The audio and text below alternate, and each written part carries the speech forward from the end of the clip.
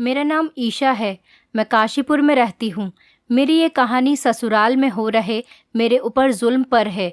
ईश्वर ऐसा ससुर किसी को न दे जैसे मेरे थे। मैं उनकी विधवा बहू थी। मुझ पर 5 साल तक जुल्म होते रहे। घर में मौजूद सब लोग मेरे बारे में तरह तरह की बातें कर रहे थे। वो लोग इस बात पर बहस कर रहे थे कि आखिर मेरे विधवा हो जाने के बाद मुझे मायके में रहना चाहिए या ससुराल में। मेरी भाभी नहीं चाहती थी मैं उनके घर जाकर रहूं। वो बार बार यही बोले जा रही थी। क्योंकि मेरे भाई की आमदनी बहुत ज़्यादा कम है तो वो मेरे साथ मेरे 2 बच्चों का बोझ उठाने से कतरा रही थी। मेरा भाई भी किसी न किसी तरह मेरे ससुर से यही बोले जा रहा था कि आप ईशा को इसी घर में जगह दे दीजिए, हमेशा हमेशा के लिए। आखिर वो भी तो इस घर की बहू है। मेरी माँ बेचारी चुपचाप वहाँ बैठी सबकी बातें सुनती रही। शायद वो कुछ बोलने की पोजीशन में नहीं थी। वो भी भाई भाभी के सहारे पर जिंदगी गुजार रही थी। मैं चुपचाप सर झुकाकर बैठी थी। न उनकी बहस में कुछ बोल सकती थी और न उनसे ये कह सकती थी कि मुझे आखिर करना क्या है। मेरे पति, जिनका नाम सोनू था, उनके जाने के बाद जैसे मेरी दुनिया ही उजड़ चुकी थी। मुझे ये नहीं पता था कि सोनू अचानक मुझे इस दुनिया से छोड़कर चले जाएंगे। मैं बिल्कुल अकेली पड़ चुकी थी। मेरे साथ साथ मेरे 2 बच्चों को भी यतीम कर देंगे। सोनू से मेरी पसंद की शादी तो नहीं हुई थी, लेकिन शादी के बाद हम दोनों एक दूसरे को बेपनाह चाहने लगे थे। मैंने भी अपनी शादीशुदा ज़िंदगी से पहले किसी पराये मर्द को ऐसी नज़र से देखा भी नहीं था। मेरे पति सोनू मेरी ज़िंदगी में आने वाले पहले शख्स थे और उसे मैं बेइंतहा चाहती थी। और जब हमारे 2 बच्चे इस दुनिया में आ गए तो हमारी ज़िंदगी हर तरह से पूरी हो चुकी थी। ये बच्चे हमारे प्यार की निशानी थे और हमारी ज़िंदगी बहुत अच्छे से गुजर रही थी। ससुराल में मुझे किसी भी चीज़ की कोई परेशानी नहीं थी। सास तो मेरी पहले ही नहीं थी, वो मेरी शादी से पहले ही गुजर चुकी थी। सोनू सिर्फ 2 बहन भाई थे। उनकी एक ही बहन थी जो शादीशुदा थी। उसका ससुराल हमारे घर से बहुत दूर था, जिसकी वजह से वो सिर्फ साल में एक बार ही आती थी। घर में सिर्फ मेरे ससुर और मेरे पति और हमारे 2 बच्चे थे। कुछ दिनों से सोनू को ऑफिस की तरफ से कुछ परेशानियां थीं, जिसकी वजह से वो बहुत उदास रहने लगे थे। उनकी कंपनी में बहुत लॉस होता जा रहा था, जिसकी वजह से काफ़ी वर्कर्स को कंपनी से निकाला जा रहा था। सोनू भी उस वजह से बहुत परेशान थे कि अगर कंपनी ने उन्हें भी वहाँ से निकाल दिया तो वो दूसरी जॉब कैसे ढूंढेंगे, क्योंकि अच्छी कंपनी में नौकरी मिलना आजकल के दौर में बहुत ही मुश्किल बात है। वो दिमागी दबाव का शिकार हो रहे थे। मैं उनको बहुत समझाती और तसल्ली भी देती थी। आप फिक्र न करें, सब कुछ ठीक हो जाएगा, सब ईश्वर पर छोड़ दें। लेकिन वो मुझसे कहते कि नौकरी भी मुझे बहुत जूतियां खाने के बाद मिली थी। काफ़ी दिन तक मैं बेरोज़गारों की तरह ही फिरता रहा। वो परेशानियों में डूबते चले गए। मुझे इस बारे में बिल्कुल नहीं पता था कि उन्होंने इस परेशानी को अपने दिल दिमाग से इतना लगा लिया था कि वो दिमागी तौर पर बीमार हो गए। फिर एक दिन कंपनी से बुरी खबर आई, जिसने मेरी दुनिया हमेशा हमेशा के लिए उजाड़ दी। पता चला कि उनको भी नौकरी से निकाल दिया गया। उनके साथ के वर्कर्स का कहना था कि सोनू को अचानक दाएं तरफ बहुत तेज़ दर्द उठा था। वो अपने इस दर्द को नज़रअंदाज करके काम करने में बहुत ही व्यस्त रहा और फिर पसीने से उसका चेहरा तर हो गया। वहीं कुर्सी पर बैठे बैठे वो बेहोश हो गया। फिर हमें बाद में ये पता चला कि सोनू को हार्ट अटैक हुआ था, जो उनके लिए जानलेवा साबित हुआ। मेरे दोनों बच्चे इतने छोटे थे कि अभी स्कूल में भी नहीं जाते थे। छोटा वाला बेटा तो 2.5 साल का था, जबकि बड़ा बेटा 5 साल का। मुझ पर तो जैसे परेशानियों के पहाड़ टूट पड़े थे। इतनी बड़ी जिंदगी मेरे आगे मुंह खोले खड़ी थी। मेरे भाई की बातों से साफ जाहिर था कि वो मुझे किसी भी तौर पर अपने पास रखने के लिए तैयार नहीं। मेरे ससुर ने भी उनसे कह दिया कि सोनू के जाने के बाद ईशा का इस घर पर पूरा हक है, वो यहाँ रह सकती है। मेरे भाई और भाभी ये बात सुनकर बहुत खुश हुए और मेरे ससुर को कहने लगे कि आप कितने बड़े दिल के हैं जो अपनी बहू और अपने पोतों का इतना ख्याल कर रहे हैं। मेरे ससुर पहले आर्मी में नौकरी करते थे। अपने रिटायरमेंट के बाद वो आज़ादी की ज़िंदगी गुजार रहे थे। वैसे भी उनकी पेंशन से मिलने वाली रकम इतनी थी कि अगर वो अपने साथ किसी 3 आदमियों को पाल भी लेते तो उन्हें कोई फ़र्क नहीं पड़ता। लेकिन वो इंतहा दर्जे के कंजूस आदमी थे। क्योंकि अपनी पेंशन सारी वो बैंक में जमा करवा देते और हमें एक पाई तक न देते थे। सोनू हालांकि कभी कभी अपनी बीमारियों की वजह से भी परेशान रहते थे, लेकिन फिर भी उनके पिता को अपने बेटे पर तरस नहीं आता था, बल्कि बड़े रौब से कहते कि अपनी बीवी बच्चों का खर्चा पूरा करना तुम्हारी जिम्मेदारी है, मेरी नहीं, इसीलिए अपना खर्चा खुद ही देखो। मुझे उनकी बातें सुनकर बहुत गुस्सा आता, क्योंकि वो हमारे साथ ही रहते और उनके सारे काम भी हमसे ही थे। उनके अंदर रौबदारी बहुत थी। सोनू और मैं अपने दोनों बच्चों के साथ ऊपर वाली मंजिल में रहते थे। मेरे ससुर नीचे अपने कमरे में रहते थे। मैं तीनों टाइम का खाना उन्हें उनके कमरे में पहुंचा देती और चाय वगैरह बनाकर उनके कमरे में दे आती थी। कभी कभी मैं तंग आकर सोनू को कहती कि हम पिताजी की इतनी सेवा करते हैं, लेकिन वो अपनी कमाई में से हम पर एक पाई भी खर्च करने को तैयार नहीं होते। तो सोनू ने मुझे समझाते हुए कहा कि आखिर उन्होंने अपनी दौलत का करना क्या है, सब हमारे लिए ही तो जमा कर रहे हैं। ये बातें सुनकर मैं खामोश हो जाती और सोचती सोनू सही तो कहते हैं, और मुझे उनकी बातें सच लगने लगती।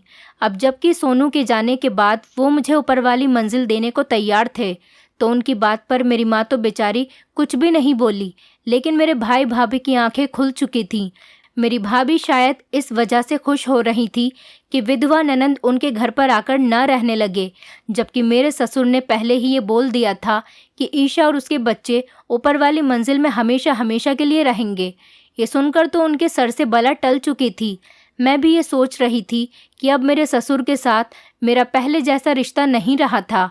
सोनू के जाते ही वो रिश्ता भी मेरे लिए ख़त्म हो चुका था, लेकिन हाँ, वो एक रिश्ते से मेरे बच्चों के दादा भी थे। मैं अपनी माँ की मजबूरी समझ सकती थी और उनके कुछ न बोलने की वजह भी मेरी समझ में आ गई थी। वो भाई के आगे कुछ भी नहीं कह सकती थी। मेरे पति को मरे हुए अभी कुछ ही दिन हुए थे, इसलिए मैं बाहर नहीं जा सकती थी और ना ही किसी पराये मर्द के सामने आती, इसीलिए चुपचाप अपनी ज़िंदगी का फैसला होते हुए देख रही थी। मेरी नंद सोनू के मरने पर नहीं आ सकी थी।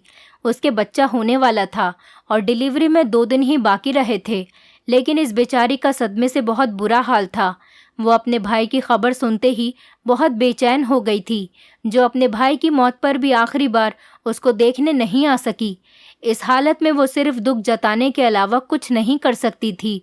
फिर माँ भाई मेरे सर पर हाथ रखकर चले गए। जाते जाते माँ ने मुझसे कहा, बेटी, अगर तुझे कोई परेशानी हो तो फ़ौरन ही मुझे बता देना। मैं अपनी माँ की बात सुनकर सोच रही थी कि ज़िंदगी में अब परेशानियों के सिवा बचा ही क्या है, लेकिन उनकी ये तसल्ली भरी बातें मेरे दिल को सुकून पहुंचा रही थी। उन लोगों के जाने के बाद मैं इस बात पर परेशान थी, इतने बड़े घर में भला मैं अकेले कैसे रहूंगी। मेरे ससुर तो पूरा दिन नीचे अपने कमरे में ही रहते, वो कभी भी ऊपर नहीं आते थे, बल्कि मैं खाना देने और चाय देने की वजह से नीचे चली जाती थी और बच्चे भी खेलने की वजह से नीचे चले जाते थे। लेकिन मेरे ससुर को बच्चों में कोई ख़ास दिलचस्पी नहीं थी, इसलिए वो थोड़ी देर बाद बच्चों को कहते कि ऊपर जाओ अपनी माँ के पास और ऊपर ही जाकर खेलो। वो और लोगों की तरह बच्चों से कोई ख़ास प्यार नहीं करते थे। सोनू मुझे कहते कि शायद वो अपनी आर्मी जैसी लाइफ गुजार कर आए हैं, तो इसीलिए बच्चों के साथ ऐसा बर्ताव करते हैं। कोई बात नहीं, अपनी ज़िंदगी के मालिक हैं, जैसा चाहें वैसा रहें।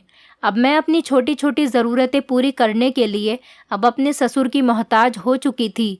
मुझे कोई भी काम होता, जैसे खाना बनाने के लिए सब्ज़ी, दूध या कुछ भी मंगवाना होता, तो मुझे उनसे ही कहना पड़ता। मैं ये सोचने लगी कि अब मुझे ससुर के साथ ज़िंदगी गुजारनी होगी। सोनू के जाने के बाद अब मुझे ये सारी जिम्मेदारी अकेले ही उठानी होगी।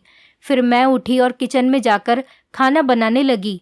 मैं सोचने लगी कि बच्चों के उठने से पहले ही खाना बनाकर तैयार कर लेती हूँ। जल्दी जल्दी सारा खाना बनाकर मैंने रख दिया था। मैं सोचने लगी कि पहले खाना बनाते ही मुझे ससुर जी के पास नीचे लेकर जाना होगा। पहले की बात और थी, अब मुझे नीचे जाना अजीब सा लग रहा था, लेकिन फिर मेरे दिल में ख्याल आया कि आखिर पैसों के लिए भी तो मुझे अपने ससुर के आगे हाथ फैलाना ही पड़ेगा, तो उनको खाना या उनका कोई काम करने के लिए हिचकिचाना कैसा। यही सोचकर मैंने एक ट्रे में सारा खाना रखा और अपने ससुर को देने के लिए नीचे आ गई। मैंने उनके कमरे में उनके बेड पर खाना रख दिया। कमरे के बाथरूम में से पानी गिरने की आवाज़ आ रही थी। मुझे लगा शायद वो नहा रहे थे। मैंने सोचा कि जब तक वो नहाकर आएंगे तो खाना ठंडा हो चुका होगा। यही सोचकर मैंने खाना उठाया और वापस मुड़ने लगी। तभी बाथरूम का दरवाज़ा एकदम से खुला। शायद ससुर जी नहाकर फ्री हो गए थे। मेरे हाथों में खाने की ट्रे थी। उन्होंने सिर्फ पजामा पहन रखा था, जबकि उनके शरीर पर दूसरा कोई और कपड़ा मौजूद नहीं था। मैंने अपनी नज़रें झुका ली, फिर उनसे कहने लगी कि मैं आपके लिए खाना लाई थी। उन्होंने मुझसे कहा, खाना बेड पर रख दो। मैंने वो खाना उनके बेड पर रखा। मैं वापस मुड़ने ही लगी थी कि अचानक से मैं अपने पीछे खड़े ससुर से टकरा गई। मैंने उनसे कहा कि मुझे माफ़ कर दीजिए, मुझे नहीं पता था कि आप मेरे बिल्कुल पीछे खड़े हैं। वो भी मुझसे माफ़ी मांगने लगे और कहने लगे, नहीं, मैं अपना चश्मा उठा रहा था। मैं जल्दी से घबराकर कमरे से बाहर आ गई। मुझे बड़ा अजीब सा महसूस हो रहा था। मैं भागकर ऊपर अपने कमरे की तरफ चली गई। रसोई में सारा राशन ख़त्म हो गया था। मैं सोच रही थी कि ससुर जी से कहती हूँ कि रसोई में राशन भरवा दें। मैं इस मौके की तलाश में थी कि उनसे बात करूँगी। दोनों बच्चे जाग रहे थे, इसीलिए उनके सामने बहुत सारे खिलौने रखकर उन्हें खेलने के लिए लगा दिया और ख़ुद राशन की बात करने के लिए नीचे ससुर जी के कमरे में चली गई। वो बिस्तर पर लेटे हुए थे, लेकिन जाग रहे थे। कमरे में अंधेरा सा हो रहा था और मुझे कुछ दिखाई नहीं दिया, तो मैंने धीमी सी उनको आवाज़ लगाई, ससुर जी, मुझे आपसे कुछ बात करनी है। वो आवाज़ सुनकर एकदम उठकर बैठ गए। फिर मुझे इशारे से अपने पास बुलाया, यहाँ आओ, जो भी बात करनी है तसल्ली से बैठकर करो, मेरे पास आओ। उनका ऐसा कहना मुझे थोड़ा अजीब लगा, लेकिन राशन की बात करनी भी ज़रूरी थी, इसीलिए चुपचाप जाकर उनके सामने दूसरी तरफ बेड पर बैठ गई। कमरे का माहौल अजीब सा खौफनाक हो रहा था, क्योंकि हम दोनों कमरे में अकेले थे। मुझे डर लग रहा था। फिर मैं जल्दी से उनसे कहने लगी कि ससुर जी, किचन का राशन ख़त्म हो चुका है, आपकी मेहरबानी होगी अगर आप फिर से डलवा देंगे। तो मेरी बात सुनकर वो कहने लगे, क्यों नहीं, मैंने तुम्हारी जिम्मेदारी उठाई है। अब तुम्हें किसी चीज़ की भी कोई परेशानी हो तो तुम बिना झिझके मुझसे कह सकती हो। तुम्हें परेशान होने की कोई ज़रूरत नहीं। उनकी नज़रें मुझ पर जमी हुई थीं। मैं नज़र झुकाकर बैठी थी। तभी वो मुझसे कहने लगे, ईशा, तुम्हें अपने पति की कमी तो महसूस होती होगी। उनके शब्द मुझे कुछ मतलबी से लग रहे थे, तो मैंने अपनी नज़रें झुका ली और उनसे कहने लगी, ससुर जी, सोनू की कमी तो मुझे हर वक्त सताती है। उनके जाने के बाद तो मेरी ज़िंदगी का मकसद ही जैसे ख़त्म हो गया हो। मैं उदास और गमज़दा शब्दों में उन्हें बता रही थी। फिर वो मुझसे कहने लगे, मुझे भी हर वक्त अपनी पत्नी की कमी महसूस होती है। उसको मरे हुए कितने साल गुजर गए, लेकिन मेरे दिल में कभी भी दूसरी शादी का ख्याल नहीं आया। हालांकि मुझे पत्नी की काफ़ी ज़रूरत थी। तुम भी देख लो, मैं कितना सेहतमंद और फिट रहता हूँ। तुमने कभी ये नहीं सोचा कि मेरी ज़िंदगी में किसी औरत को ही ले आऊँ। वो मेरा ध्यान अपनी ओर खींचने की कोशिश कर रहे थे। तभी मैं सोचने लगी कि उनकी उम्र ज़्यादा थी, लेकिन वो कहीं से भी बूढ़े नज़र नहीं आते थे। मैं जल्दी से जल्दी वहाँ से उठना चाह रही थी, तभी अचानक से उन्होंने मेरे हाथ के ऊपर अपना हाथ रख दिया और मुझसे कहने लगे, तुम किसी भी चीज़ के लिए बिल्कुल परेशान मत होना। तुम्हारी जो भी ख्वाहिश या ज़रूरत हो मुझे आकर बता सकती हो, और बिल्कुल परेशान मत होना, तुम्हारी मैं हर तरीके से मदद करूँगा। उनके हाथ मेरे हाथों पर धरे हुए थे और मुझे बड़ा अजीब सा लग रहा था। मैंने धीरे से हाथ खींचकर पीछे कर लिया और जल्दी से बेड से उठकर खड़ी हो गई। फिर उनसे कहने लगी कि ससुर जी, आप ज़रूर राशन डलवा दीजिएगा। ये कहकर मैं फ़ौरन ही सीढ़ियाँ चढ़ती हुई ऊपर आ गई। उनका हाथ मुझे अपने हाथों पर अभी भी महसूस हो रहा था और मुझे बिल्कुल भी अच्छा नहीं लग रहा था। फिर ना जाने क्यों मैं आकर वॉश बेसिन में अपने हाथ साबुन से धोने लगी। सोनू के जाने के बाद अब मेरी ज़िंदगी में कोई ख्वाहिश, कोई हसरत बाकी नहीं बची थी और मैं पूरी ज़िंदगी उनके नाम पर गुजारना चाहती थी। दूसरे दिन ससुर जी ने ढेरों राशन लाकर किचन में भरवा दिया। बेशक पैसों की तो उनके पास कोई कमी नहीं थी। इतने सालों से पेंशन के नाम पर जो रकम आ रही थी वो बैंक अकाउंट में उनके नाम से सुरक्षित थी। वो बच्चों के लिए भी ढेरों सामान जैसे खिलौने और खाने पीने की चीज़ें लाते थे, जिन्हें देखकर बच्चे बहुत खुश होते थे। मैं सोचने लगी कि सोनू की ज़िंदगी में तो उन्होंने कभी मेरे बच्चों पर ऐसे उपकार नहीं किए थे। शायद ये सोचकर कर रहे हैं कि ये बच्चे अब यतीम हो चुके हैं। मैंने सारा राशन किचन में सेट कर दिया। एक दिन खाना खाकर दोपहर के टाइम दोनों बच्चों के सोने के बाद मैं नहाने का सोचकर बाथरूम में चली गई। जैसे ही नहाकर बाहर आई तो ससुर जी मेरे कमरे में खड़े थे। उनको देखकर मैं दंग रह गई। मेरे पास दुपट्टा भी नहीं था, मेरे गीले बाल भी खुले हुए थे। उनसे पानी टपक टपक कर मेरे सारे कपड़ों को गीला कर चुका था। उन्हें ऐसे अपने सामने देखकर मैं शर्म से पानी पानी हो रही थी।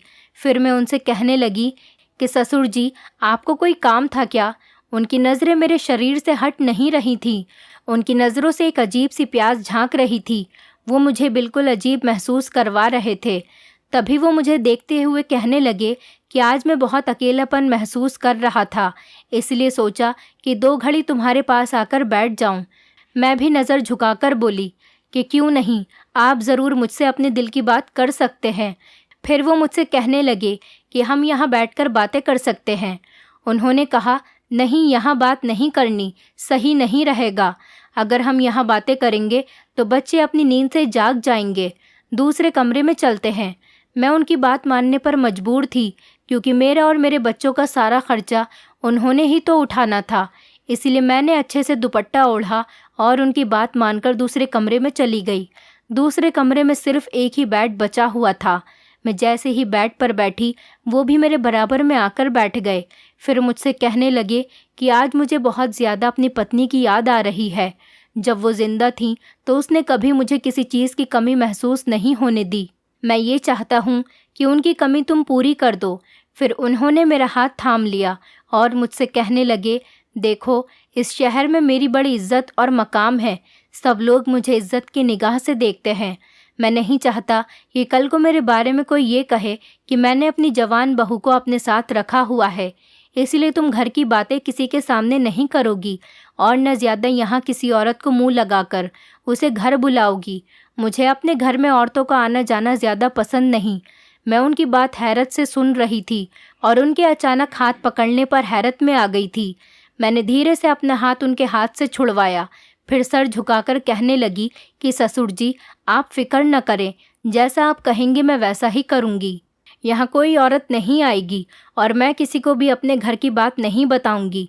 आपने मेरी और मेरे बच्चों की जिम्मेदारी उठाई है, इसीलिए मैं आपकी बहुत ही एहसानमंद हूँ। वो मेरे शरीर को प्यासी निगाहों से देखने लगे। मेरा दिल बुरी तरीके से धक धक करने लगा, क्योंकि उनकी नज़रें मुझे बिल्कुल बदली बदली हुई महसूस हो रही थीं। फिर वो धीरे से सरक कर मेरे करीब आने लगे और मेरी पीठ पर हाथ फेरने लगे। मैं एकदम उठ गई और कड़क शब्दों में मैंने उनसे कहा कि ससुर जी, ये आप क्या कर रहे हैं?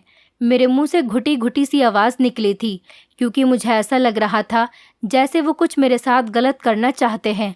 फिर भी वो उठकर मेरे सामने आ गए और मुझसे कहने लगे कि देखो, शुरू शुरू में तुम्हें अजीब लगेगा, लेकिन धीरे धीरे तुम्हें इस चीज़ की आदत हो जाएगी। वो मुझे क्या समझाना चाह रहे थे, मैं अच्छी तरह उनकी बात समझने लगी थी, फिर भी मैं समझना नहीं चाहती थी। तभी उन्होंने अपने दोनों हाथ मेरे कंधों पर रख दिए।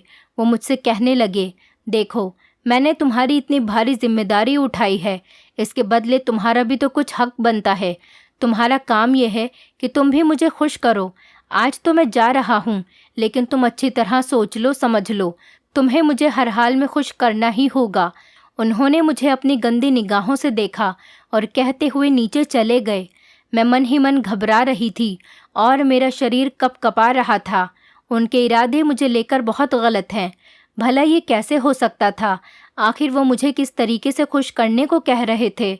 उन्होंने ये भी तो नहीं सोचा कि मैं उनके बेटे की विधवा हूँ और उनके पोतों की माँ हूँ। बहू भी तो बेटी के समान होती है। 1-2 दिन ऐसे ही गुजर गए। मैं उनके सामने जाने से डर रही थी। जल्दी से नीचे खाना रखकर ऊपर आ जाती और कोशिश करती थी कि उनके कमरे में 1 मिनट भी ना रुकूं। फिर एक दिन वो हुआ जिसकी मुझे बिल्कुल भी उम्मीद नहीं थी। मैं अपने कमरे में बच्चों के साथ सो रही थी, क्योंकि गर्मियों का मौसम चल रहा था, जिसकी वजह से मैं कमरे के दरवाजे बंद नहीं कर सकती थी। कमरे में एसी भी नहीं लगा हुआ था। बाहर आंगन में सोते हुए मुझे डर लगता था, इसीलिए मैं कमरे का दरवाज़ा खोलकर बच्चों के साथ ही सो जाती थी। मैं नींद में थी जब मुझे ऐसा महसूस हुआ जैसे मेरे करीब कोई खड़ा है, मुझे जगाने की कोशिश कर रहा है। मैं नींद में उठी थी। दुपट्टा तो वैसे ही मेरे पास नहीं था। तभी मैंने अपनी सोई सोई आंखें खोल कर देखा तो ससुर जी मुझे जगा रहे थे। मैं एकदम से घबराकर उठी और अपनी पूरी आंखें खोलकर उन्हें हैरत से देखने लगी। वो मुझसे कहने लगे, डरो मत ईशा, मैं हूँ। मुझे तुमसे एक काम था। मेरे सर में बहुत दर्द हो रहा है, थोड़ी देर मेरा सर दबा दो। मैंने जल्दी से अपना दुपट्टा ओढ़ने की कोशिश करी जो सामने सोफे पर पड़ा हुआ था। फिर बिस्तर से उठकर दुपट्टा ओढ़ा और उनसे कहने लगी कि ससुर जी, आप कहें तो मैं आपके लिए चाय बना देती हूँ।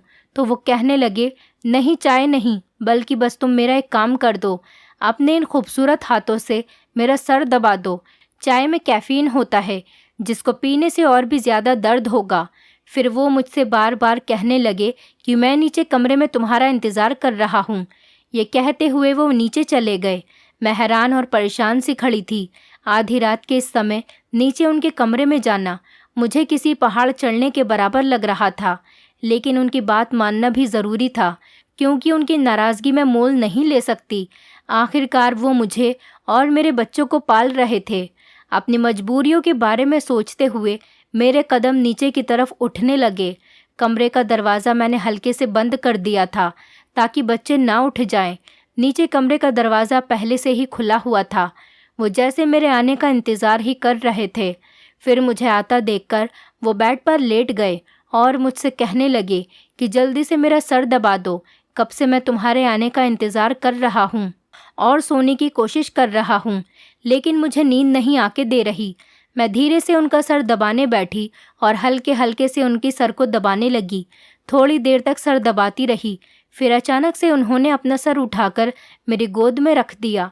मेरा दिल सूखे पत्ते की तरह कांप रहा था। मेरे साथ क्या हो रहा था और वो क्या कर रहे थे मेरे साथ, मुझे कुछ समझ नहीं आ रहा था। क्या वो मुझसे कोई गलत संबंध बनाना चाहते थे?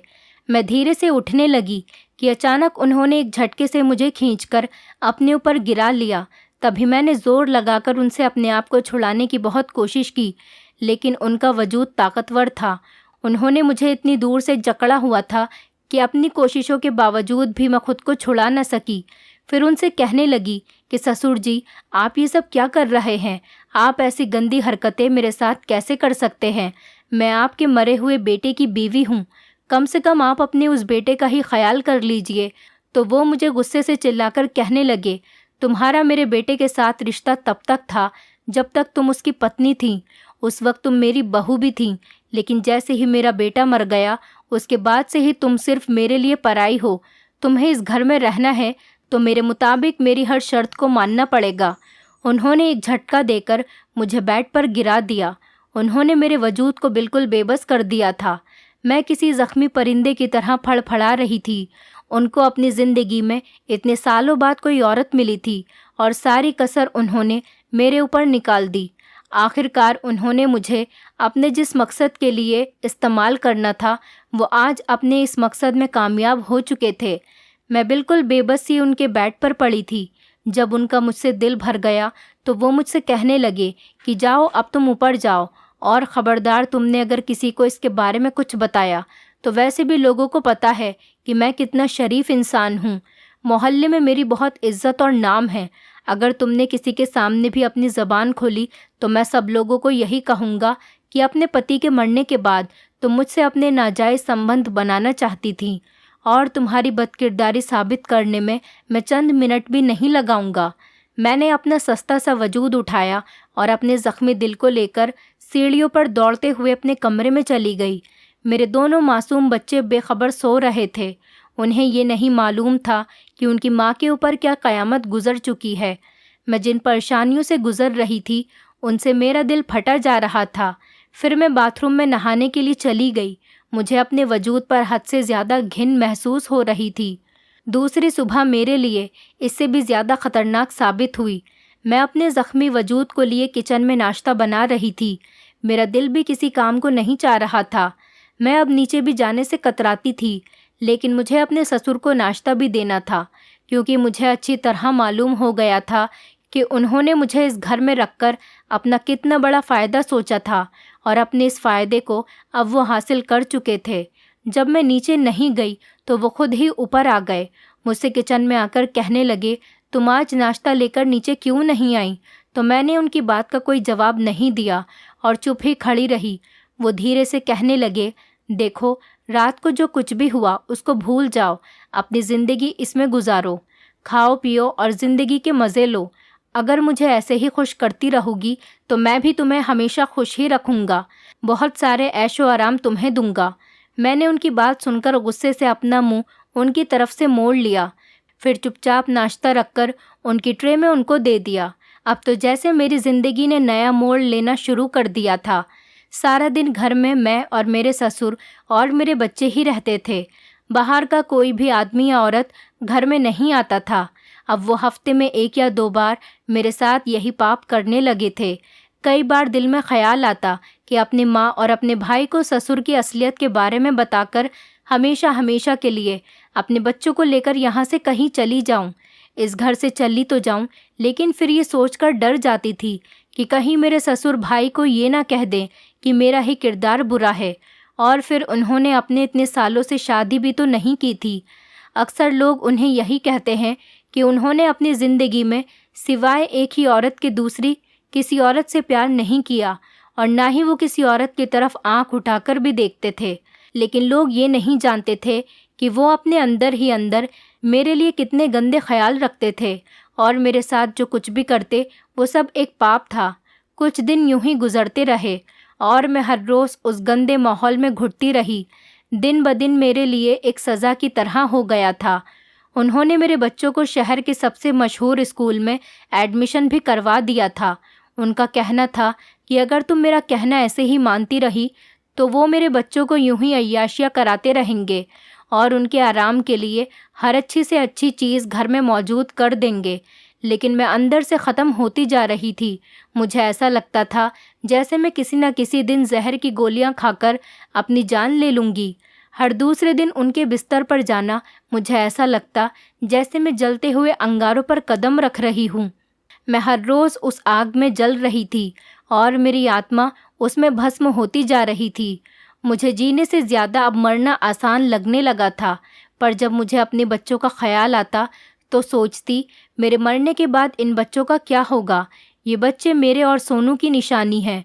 एक दिन वो हुआ जिसकी मुझे आशा ही नहीं थी। एक दिन जब बच्चे स्कूल गए हुए थे, मेरे ससुर मुझे कमरे में बुला रहे थे। मेरा दिल चाह रहा था कि मैं किचन में रखा चाकू उठाकर उनका खून कर दूं। 5 सालों से मैं ये सज़ा भुगत रही थी। अब मेरी बर्दाश्त की हद हो चुकी थी। वो मुझे खींचकर अपने कमरे में ले जा रहे थे। गलती से शायद उन्होंने अपने कमरे का दरवाज़ा खुला छोड़ दिया था। वो मुझे ऐसे खींच रहे थे जैसे मैं कोई इंसान ही नहीं। लेकिन अचानक से कब मेरी ननंद कमरे में आ गई, कुछ पता ही नहीं चला। वो अपनी आंखों से अपने पिता को मेरे साथ ज़ोर ज़बरदस्ती करते हुए देख चुकी थी। उसकी आंखों में अपने पिता के लिए सख्त नफ़रत थी। मैं ज़ोर ज़ोर से रो रही थी और कहती, मुझे छोड़ दीजिए, और गिड़गिड़ाते हुए उनके आगे हाथ पैर जोड़ रही थी कि ससुर जी, भगवान के लिए बस करें और मुझे जाने दीजिए। अपनी तरह मुझे भी अपने इन गुनाहों में शामिल मत कीजिए। लेकिन वो पापी आदमी मेरी मान मर्यादा को रौंदते हुए मुझे अंदर कमरे की तरफ खींचता हुआ ले जा रहा था। मेरी ननंद ये सारा वाक़या अपनी आंखों से देख रही थी। वो अपने पिता के पास आई और कहने लगी, मैं सोचती थी मेरे पिता कितने बड़े दिल के आदमी हैं, जिन्होंने अपने बेटे के मरने के बाद अपनी विधवा बहू और उसके बच्चों की जिम्मेदारी अपने सर उठा ली। लेकिन मैं ये नहीं जानती थी कि आप इतने घिनौने व्यक्ति हैं जो अपनी बहू से अपनी हवस पूरी कर रहे हैं। और सोनू भाई की पत्नी को आपने अपनी हवस को पूरा करने के मतलब से ही इस घर में जगह दी। काश आपने भाभी को गलत नज़रों से देखने के बजाय एक बेटी की नज़र से देखा होता। पिताजी, मुझे आपसे ये उम्मीद नहीं थी कि आप इतना गिर जाएंगे। आप एक घिनौने व्यक्ति साबित हुए।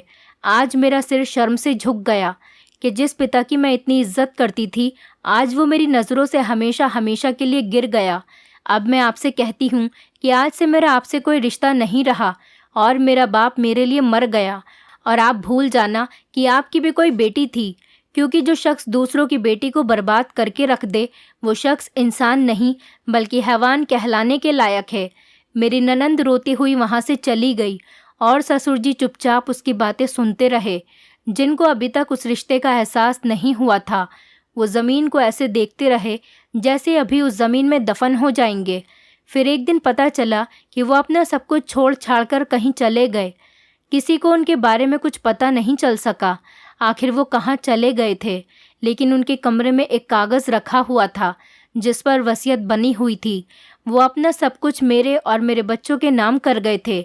शायद उन्हें अपनी गलती का पछतावा हो गया था, इसीलिए उन्होंने अपनी सारी जायदाद मेरे और मेरे बच्चों के नाम कर दी।